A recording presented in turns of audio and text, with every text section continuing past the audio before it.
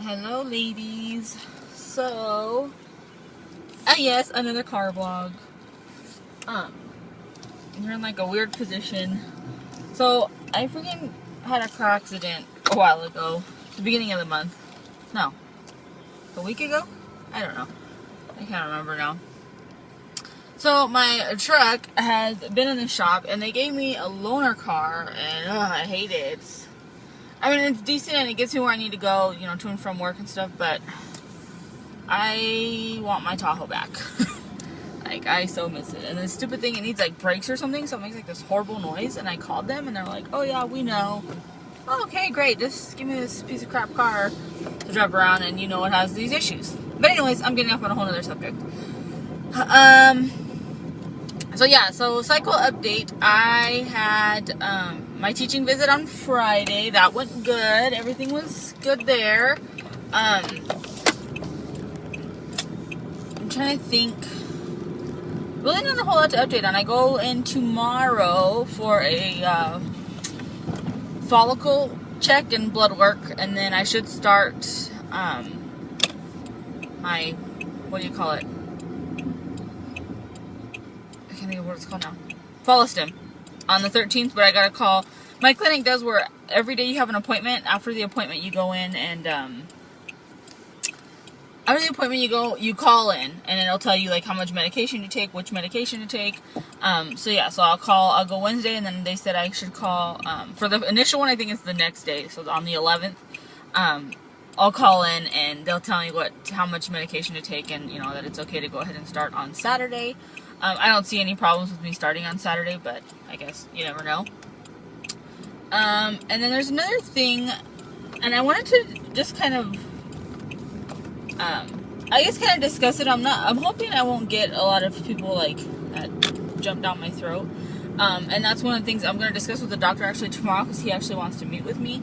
But my clinic changed some things, and I don't know if this is because it's been 3 years since I did my last IVF with my daughter, and then I've just been doing FET, so those are really inexpensive with my insurance coverage, and I didn't have any of these costs associated. But I found out the financial person called me because you still have to speak with them, and even though every time I go to the doctor it's just a copay, which is awesome, but when I did it with my daughter, there was a $200 I don't know what the correct name is, but it's the fee they charge you to freeze your embryos, and the first year of storage is free, and then every year after that is $300.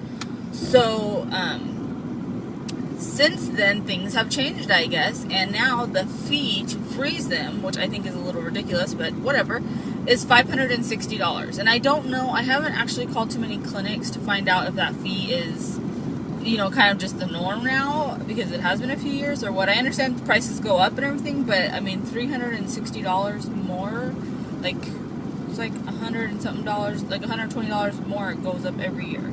But anyways, so there's that fee, and they no longer do the first year of storage free. And then that went up $100, so that's now $400. So essentially, it's $1,000 that they want to store and freeze my embryos. And so here's my dilemma. I have a couple different dilemmas, and I guess I just kind of want to talk about it more for my own purposes.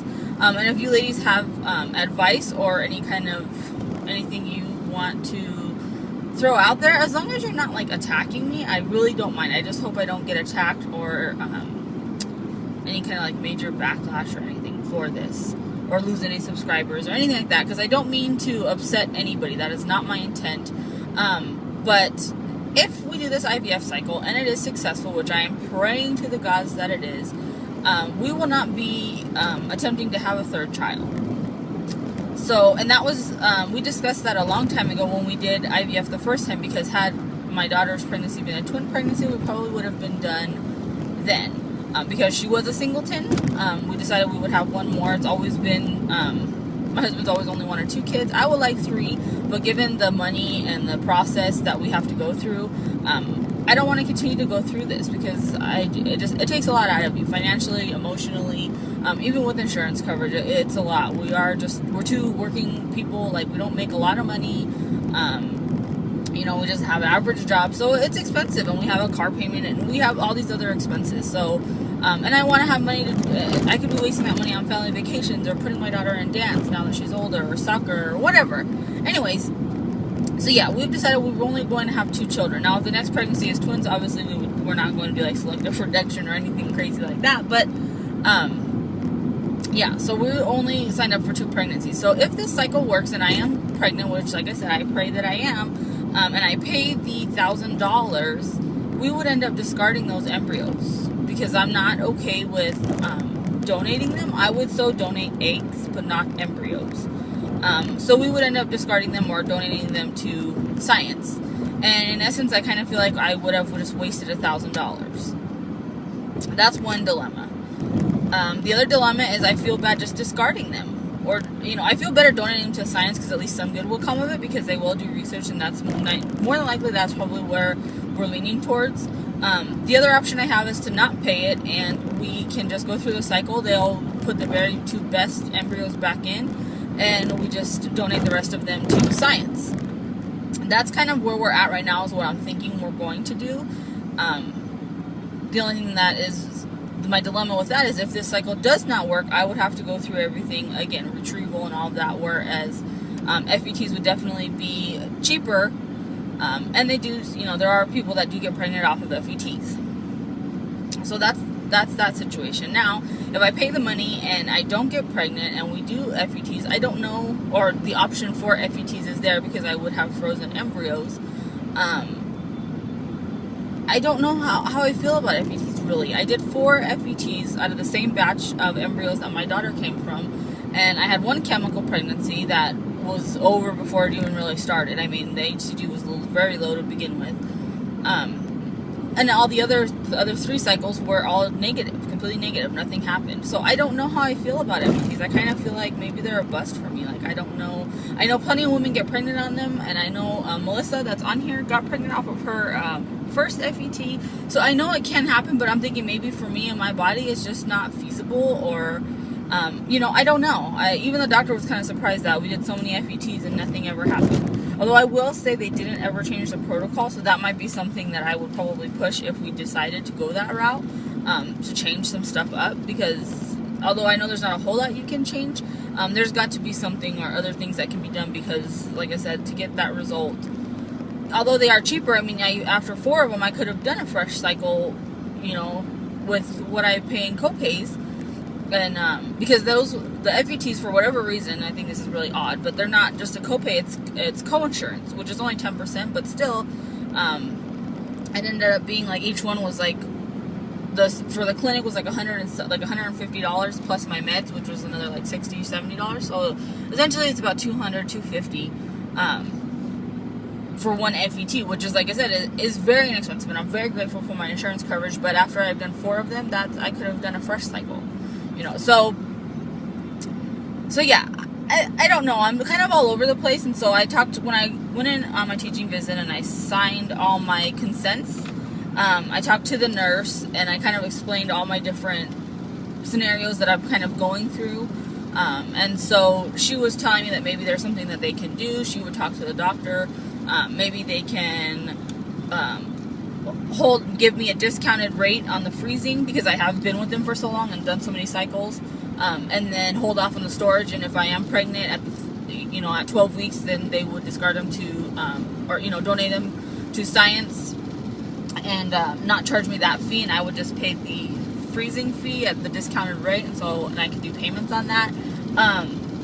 Yeah, so I don't know. So I guess basically I'm going to have my scan on the 10th, and then meet with the doctor and kind of go over the different scenarios, and I guess basically to see what he can do for me, if anything. But as of this moment, if nothing changes and they cannot help me out anyway, with that fee, because the financial lady already told me there's no way I could do payments, because that was my first thought. I guess unless maybe the doctor overrides that, I don't know. But she told me, on her end, she can't do anything for payment-wise, that they want it all due up front before they even do the transfer, which I think is kind of crazy, which I found out that's kind of false because they can't charge me for that, because what if I have nothing to freeze? Which I don't think will be a problem with me, but just for other patients. So, I mean, I guess that was kind of a good thing, is at least if I did it, it was not something that's due before transfer. She said that's not the case. But yeah, so that's kind of where we're at on that. So I'm kind of anxious to see what the doctor is going to tell me tomorrow and kind of what he can offer, how he can help me. It's kind of nice to feel like he really does want to help me. You know, sometimes you kind of just feel like a number, and they're just kind of, you know, they're just taking your money is kind of how you feel. For me anyways, after going through so many cycles and, you know, kind of not getting any kind of result at all. So yeah, so I'm excited to see what the doctor has to say, but as of right now, if nothing changes, we will more than likely be doing the cycle and putting the 2 very best ones in and donating the leftover embryos to science, because I just can't bring myself to spend the $1,000 for that and then do FETs when I just don't feel 100% confident in FETs from my personal experience. So yeah, kind of a long way around, but I will let you ladies go because I am here to pick up my baby. But I just wanted to come on and let you guys know what's going on. I will do another update probably maybe tomorrow, if not Thursday. It'll probably be a car vlog, but I'll do another update. Okay, talk to you ladies later. Bye.